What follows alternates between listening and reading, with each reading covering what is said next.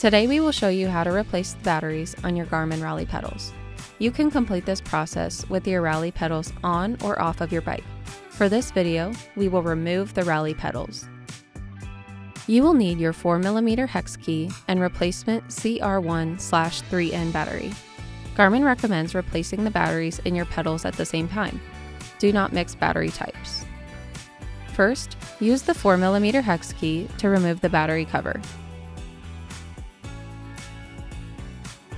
Now, remove the battery and wait 10 seconds. Install the new battery into the battery cover. Make sure the positive side of the battery goes down into the battery cover. Now, place the battery cover back into the pedal, making sure not to damage or lose the O-ring gasket. Tighten the battery cover using your 4mm hex key. The torque specs are 5 Nm. Now repeat the process for the other pedal if you have a dual Rally system. And that's it. For more help, visit support.garmin.com. Thanks for watching.